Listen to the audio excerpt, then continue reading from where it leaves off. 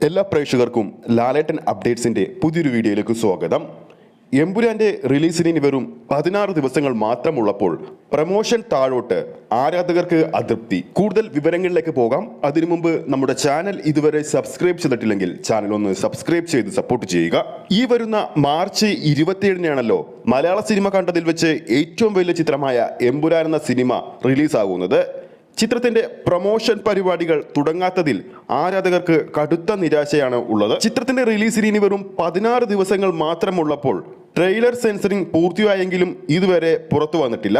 മലയാളത്തിലെ ഏറ്റവും ചിലവേറിയ ചിത്രമായ എമ്പുരാൻ എത്തുമ്പോൾ അതിനനുസരിച്ചുള്ള പ്രൊമോഷൻ നൽകാത്തതിൽ എമ്പുരാൻ സിനിമയുടെ അണിയറ പ്രവർത്തകർക്ക് കടുത്ത വിമർശനമാണ് ഇപ്പോൾ സോഷ്യൽ മീഡിയയിൽ ലഭിച്ചുകൊണ്ടിരിക്കുന്നത്. ചിത്രത്തിന്റെ ക്യാരക്ടർ ലിവിംഗ് പോസ്റ്റർ പൂർത്തീകരിച്ചിട്ട് ഇന്ന് 12 ദിവസങ്ങൾ കഴിഞ്ഞു. അതിനുശേഷം കാര്യമായ പ്രൊമോഷൻ പോസ്റ്ററുകൾ പോലും പുറത്തു വന്നിട്ടില്ല.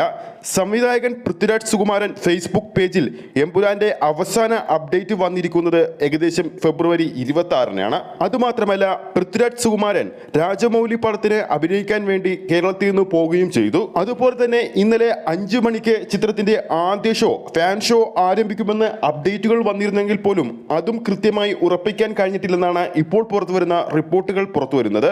ഇതിനോടകം തന്നെ കേരളത്തിൽ മാത്രം 300-ന് മുകളിലുള്ള ഫാൻ ഷോ ചാർട്ടിംഗ് ആണ് ആരാധകർ സംഘടിപ്പിച്ചിരിക്കുന്നത്. എന്നാൽ റിലീസിനോട് അടുക്കുമ്പോൾ എത്ര മണിക്കാണ് ഫാൻ ഷോ ചാർട്ടിംഗ് നടത്തേണ്ടതെന്ന് പോലും അറിയാത്ത അവസ്ഥയിലാണ് ആരാധകർ ഇപ്പോൾ ഉള്ളത്. പുലർച്ചെ 5-നോ 6-നോ ഫാൻ ഷോ വേണമെന്നാണ് ആരാധകർ ആവശ്യപ്പെടുമ്പോൾ രാവിലെ 8 മണി കഴിഞ്ഞിട്ട് ആദ്യ ഷോ മതിയെന്നാണ് ആ ഒരു നിലപാടിലാണ് ലാലേട്ടനും ആന്റണി പെരുമ്പാവൂരും എന്നാണ് റിപ്പോർട്ടുകൾ പുറത്തു വരുന്നത്. എമ്പുരാൻ സിനിമയുടെ മുമ്പിലുള്ള ഈ ഒരു നെഗറ്റീവുകളൊക്കെ മാറിക്കൊണ്ട് ഉജ്ജ്വലമായിട്ട് ചിത്രം തിരിച്ചു വരുമെന്ന് തന്നെയാണ് ആരാധകർ പ്രതീക്ഷിക്കുന്നത്. എമ്പുരാൻ സിനിമയുടെ കൂടുതൽ അപ്ഡേറ്റുകളുമായിട്ട് അടുത്ത വീഡിയോയിൽ നമുക്ക് തിരിച്ചു വരാം. ഈ ഒരു വീഡിയോ ഇഷ്ടപ്പെട്ടിട്ടുണ്ടെങ്കിൽ വീഡിയോ ലൈക്ക് ചെയ്യാനും ചാനൽ സബ്സ്ക്രൈബ് ചെയ്യുന്ന കാര്യം വീണ്ടും ഓർമ്മിപ്പിക്കുന്നു. ഫേസ്ബുക്ക് പേജിലൂടെയാണ് ഈ ഒരു വീഡിയോ കാണുന്നതെങ്കിൽ ഫേസ്ബുക്ക് പേജ് ഫോളോ ചെയ്യുക. അടുത്തൊരു അപ്ഡേറ്റുമായി നമുക്ക് വീണ്ടും കാണാം.